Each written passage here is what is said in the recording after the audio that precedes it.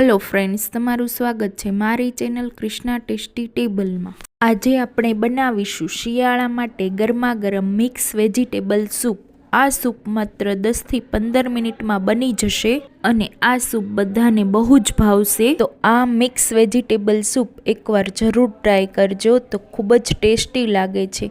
જો તમને મારી રેસીપી ગમતી હોય અને હજુ સુધી ચેનલને સબસ્ક્રાઈબ ન કરી હોય તો સબસ્ક્રાઈબ કરજો। તો એક કડાઈ ગરમ કરવા મૂકીશું। કડાઈ ગરમ થાય એટલે તેમાં 2 ચમચી તેલ ઉમેરીશું। તમે અહીંયા તેલની જગ્યાએ ઘીનો ઉપયોગ પણ કરી શકો છો। તેલ ગરમ થાય એટલે તેમાં 1 ચમચી ઝીણું કાપેલું આદું અથવા આદુની પેસ્ટને ઉમેરીશું। સાથે 1 ચમચી જેટલું ઝીણું કાપેલું લસણ અથવા લસણની પેસ્ટને ઉમેરીશું અને સાથે અડધી નાની ઝીણી કાપેલી ડુંગળીને ઉમેરી દઈશું। અહીંયા તમારે લસણ ડુંગળી વગરનું બનાવવું હોય તો લસણ ડુંગળી બંનેને સ્કીપ કરવાનું છે। અહીંયા તમારે બધી જ વસ્તુને હાઈ ફ્લેમ પર સાતળવાની છે। તો ગેસની ફ્લેમને મીડિયમ હાઈ રાખી 2 થી 3 મિનિટ જેવું ડુંગળી અને આદુ લસણને સાતળી લેશું।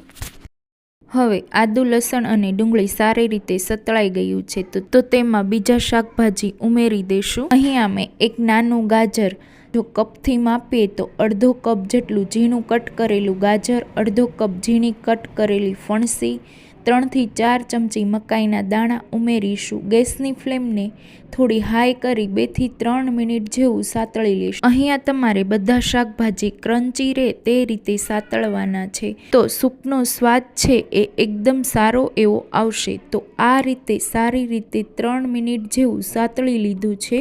થોડા એવા શાકભાજી સતળાય એટલે તેમાં 2 થી 3 ચમચી જેટલા લીલા વટાણા ઉમેરી દઈશું। અહીંયા મેં ફ્રેશ વટાણા લીધા છે। જો તમારી પાસે ફ્રેશ વટાણા ન હોય તો તમે ફ્રોઝન પણ લઈ શકો છો।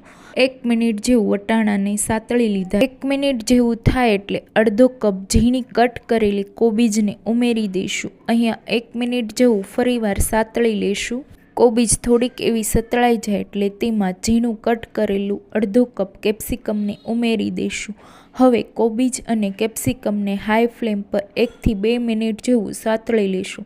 સાથે મીઠું પણ ઉમેરી દઈશું। અહીંયા મેં અડધી ચમચીથી થોડું ઉપર મીઠું ઉમેર્યું છે। તમે તમારા ટેસ્ટ પ્રમાણે વધારે કે ઓછું ઉમેરી શકો છો। કોબીજ અને કેપ્સિકમને સાતળતા 1 મિનિટ જેવું થઈ ગયું છે। અહીંયા મેં પહેલેથી ગેસની ફ્લેમને હાઈ જ રાખેલી છે। હવે આમાં આપણે પાણી ઉમેરીશું।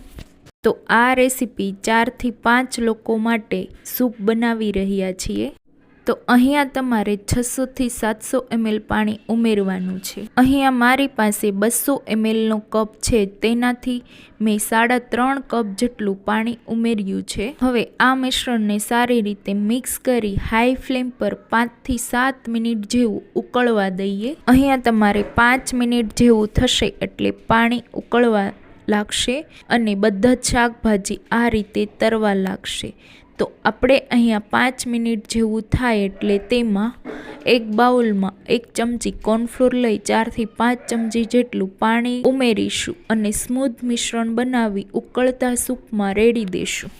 હવે આ સૂપને સતત હલાવતા રહી 2 થી 3 મિનિટ સુધી ઉકળવા દઈશું। કોર્ન સ્લરી ઉમેરવાથી સૂપમાં થિકનેસ આવે છે અને સૂપ પીવામાં બહુ જ ટેસ્ટી એવું લાગે છે। અહીંયા તમારે 2 મિનિટ જેવું થાય એટલે તેમાં અડધી ચમચી જેટલો મરી પાવડર ઉમેરવાનો છે।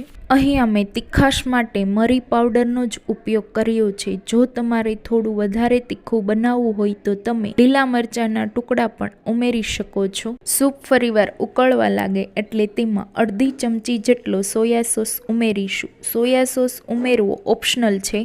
આ ઉમેરવાથી સૂપનો કલર સારો એવો આવી જશે અને આ સૂપ પીવામાં બહુ જ એવું ટેસ્ટી લાગશે। તો આપણું સૂપ સારી રીતે ઉકળી ગયું છે। સૂપ ઉકળતું હોય ત્યારે આપણે લીલા ધાણાને ઉમેરી દઈશું।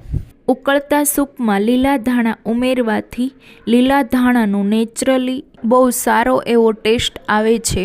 હવે આપણું સૂપ ઉકળી અને થીક થઈ ગયું છે. હવે ગેસ બંધ કરી તેમાં 1 ચમચી જેટલા ઇટાલિયન હર્બ્સ અથવા ઓરેગાનો ઉમેરીશું. થોડા એવા લીંબુના રસના ટીપા ઉમેરી મિક્સ કરી આપણું સૂપ તૈયાર કરીશું. અહીંયા આપણે સૂપ બનાવવામાં બહારનો ખાલી સોયા સોસ જ વાપર્યો છે. આખું સૂપ નેચરલી ઘરમાં રહેલી વસ્તુમાંથી જ બન્યું છે. લાસ્ટમાં લીલા ધાણા ઉમેરી ગાર્નિશ કરીશું અને હવે ગરમા ગરમ સૂપને સર્વ કરીશું. અહીંયા આપણે કોર્નફ્લોરના લીધે થિકનેસ પણ આવી ગઈ છે. ખાસ કરીને શિયાળામાં જ્યારે બધા જ શાકભાજી અવેલેબલ હોય ત્યારે આ સૂપ તમે એકવાર જરૂર ટ્રાય કરજો. આ સૂપ બધાને બહુ જ ભાવશે. તો આપણું પરફેક્ટ એવું સૂપ બનીને તૈયાર છે.